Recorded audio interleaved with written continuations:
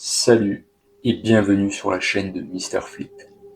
Si vous êtes à la recherche d'histoires qui vont vous glacer le sang et vous empêcher de dormir, vous êtes définitivement au bon endroit. Préparez-vous à plonger dans un univers terrifiant où chaque récit vous fera frissonner. Abonnez-vous et activez la cloche pour ne rien manquer de nos aventures nocturnes. Première histoire, l'histoire de Mike, un Américain qui habite dans le Michigan. En grandissant, j'ai été élevé dans le Michigan rural, un endroit où il n'y avait presque rien à faire. Si vous aimez contempler les arbres, les champs et profiter d'un isolement complet, c'était l'endroit idéal. J'ai quitté cet environnement dès que j'ai eu ma voiture et assez d'argent pour déménager. Mes parents ne possédaient plus le terrain, un domaine de 3 acres avec une grande maison et un hangar à l'arrière. Depuis environ 5 ans, ils l'avaient vendu. J'avais 13 ans lorsque tout a basculé. Mes parents me laissaient souvent seul, car ils avaient confiance en ma maturité et en mes responsabilités sur la propriété. Un week-end, alors que je jouais à GTA Vice City, sur ma PS2, dans le salon, un énorme bruit métallique retentit soudainement dans la cour. Pris de panique, je courus de fenêtre en fenêtre pour observer l'extérieur, sans rien voir, jusqu'à que je découvre, par la fenêtre donnant sur le hangar, que la porte était grande ouverte. Sans perdre une seconde, je me précipitai vers le placard pour saisir le fusil, puis sortir pour aller inspecter les lieux. Et j'ai crié « Qui est là ?» afin de faire savoir que je n'étais pas sans défense, mais il n'y eut aucune réponse. En m'approchant de la porte, je fis bien remarquer que j'étais armé avant d'oser jeter un coup d'œil à l'intérieur. Le hangar était rempli d'objets divers, allant de la tondeuse au quad, en passant par une multitude d'outils de jardinage, et des cachettes potentielles pour quelqu'un. Même si pour un adolescent, j'étais plutôt courageux, à cet instant précis, un profond malaise m'envahit. Je refermai aussitôt la porte et retournai dans la maison, verrouillant celle-ci derrière moi. Je m'assis alors devant la fenêtre, guettant le hangar, convaincu que la porte aussi lourde et impossible à ouvrir seule avait été manipulée par quelqu'un, peut-être encore présent à l'intérieur. Ne sachant plus que faire, je me dirigeai vers la cuisine et attrapai le téléphone fixe pour appeler mon père. Son téléphone portable ne répondit pas, et je laissai un message vocal. À l'époque, laisser un message était courant, bien avant l'ère des textos. De retour à la fenêtre, je mis une émission de télévision en fond sonore pour alléger l'attente, tout en gardant mon téléphone à la main. Juste au moment où je m'apprêtais à baisser les bras, j'entendis des grincements venant de l'étage. Mon cœur s'emballa. Étais-je en train d'imaginer des choses, ou quelqu'un était-il réellement dans la maison? Animé par un instinct de protection, ce qui était, pour moi, la maison de ma famille, je repris le fusil et montai prudemment les escaliers. J'allumai la lumière dans le couloir où se trouvaient 5 portes, 4 donnant sur des chambres et une menant à la salle de bain, chacune laissant filtrer un mince filet de lumière par une large fente en bas. Un souvenir me revint. Quelques instants plus tôt, j'avais entendu des bruits venant du côté de la chambre de mes parents. En m'agenouillant devant la porte, je vis, horrifié, 2 pieds nus posés de l'autre côté. Mon estomac se noua. La terreur s'empara de moi. Je descendis en hâte, me réfugiant dans la salle de bain pour appeler de nouveau mon père. Toujours pas de réponse. Finalement, je composai le 911, chuchotant chaque détail effrayant de ce qui se passait. L'opératrice me supplia de rester tranquille dans la salle de bain, sans émettre un son.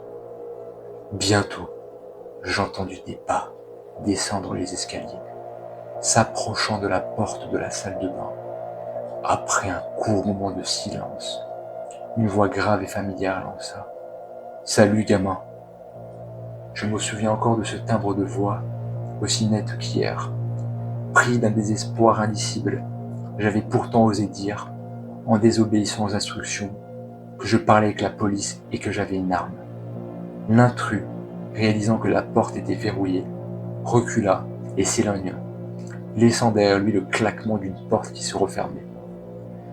Lorsque la police arriva, après une inspection minutieuse, ils confirmèrent que l'individu avait disparu. Ce jour-là, j'ai passé la nuit chez mon oncle, hanté par le sentiment de culpabilité d'avoir laissé cette porte ouverte, permettant à cet intrus de pénétrer dans la maison. Même armé, je n'avais jamais retrouvé la sensation de sécurité. Ce fut sans contexte l'expérience la plus terrifiante de ma vie. La deuxième histoire nous vient de Kate. À 18 ans, alors que mes parents étaient partis pour un voyage d'anniversaire et que ma sœur avait déjà quitté la maison, je devais veiller sur la propriété familiale. Celle-ci, entourée de bois et accessible par une allée en terre, se situait le long d'une route de campagne tranquille, où chaque maison se tenait à distance les unes des autres, renforçant ce sentiment d'isolement. Un jour, en faisant le plein à la station-service du coin, une Jeep Cherokee noire s'arrêta à côté de ma pompe. Un homme à la barbe, sortant de ce véhicule, me salua avant de reprendre son ravitaillement. Puis, il s'avança vers moi et demanda « Excusez-moi, savez-vous comment rejoindre l'autoroute d'ici ?» Je lui indiquai le chemin du mieux possible. Curieusement, il sortit un carnet et nota minutieusement mes indications, alors qu'un simple coup d'œil sur son téléphone aurait suffi. Après m'avoir remercié, il me questionna sur mes origines. Je lui confirmai que j'avais grandi dans le coin, et il m'informa alors qu'il venait de l'extérieur, sans préciser davantage d'où il était originaire. Peu après, alors que je reprenais la route pour rentrer chez moi, je remarquai avec effroi que cette même Jeep noire me suivait.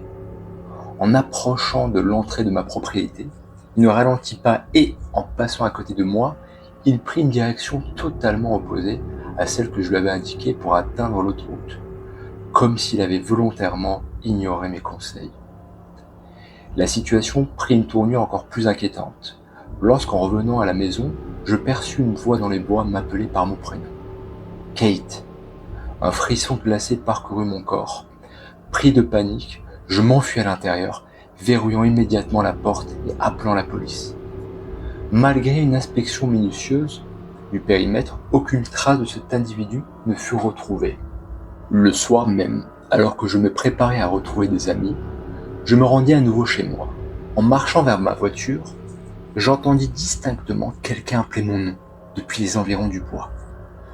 Mon cœur battait à tout rompre et sans hésiter, je courus vers l'intérieur et verrouillai la porte. Cette fois-ci, j'appelai de nouveau le 911.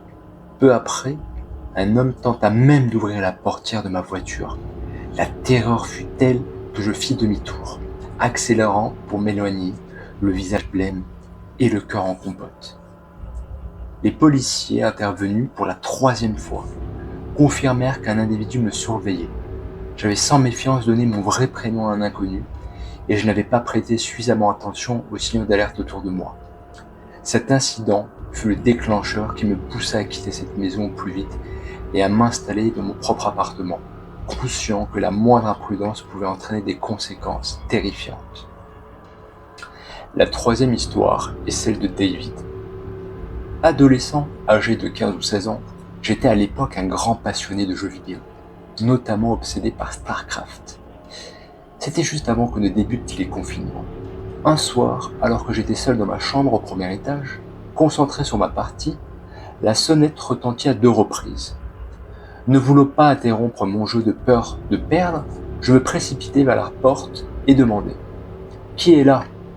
Une voix douce, presque imperceptible, me répondit. Elle ressemblait à celle d'une vieille dame. J'ouvris la porte en gardant la porte anti-tempête en place, et là, devant moi, se tenait une femme âgée, arborant un large sourire, les mains jointes derrière le dos. Je lui demandai poliment si je pouvais l'aider, et elle expliqua qu'elle avait besoin d'utiliser un téléphone. Suivant les règles strictes inculquées par mes parents, ne jamais laisser entrer un inconnu, je la redirigeai vers la bibliothèque. situé à quelques pâtés de maison qui, je le savais, étaient fermés à cette heure. Je voulais seulement qu'elle parte. Pourtant, malgré mes explications, son sourire ne vacilla pas. Au contraire, il devint soudainement menaçant. Alors que je regagnais ma chambre, la sonnette retentit de nouveau. Pris de panique, je me réfugiai sur le canapé, incapable d'ouvrir la porte une seconde fois.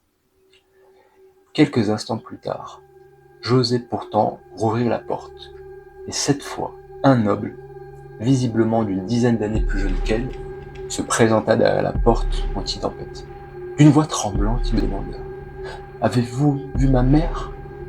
Surpris, je répondis que oui, qu'elle était déjà passée plus tôt.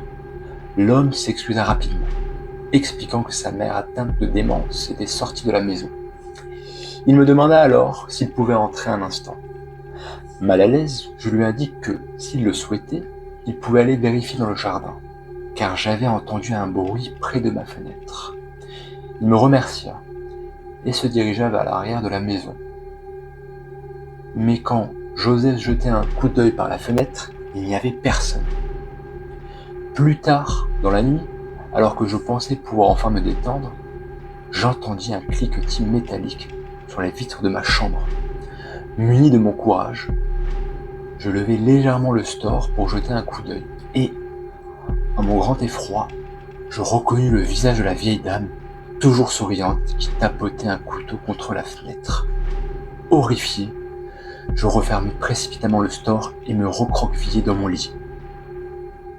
Quelques instants plus tard, la sonnette retentit à plusieurs reprises et, curieusement, le bruit sur la fenêtre cessa brusquement, comme si tout était orchestré pour m'effrayer. Au petit matin, j'en parlai à mon père qui me félicita d'avoir eu la présence d'esprit de ne pas ouvrir la porte.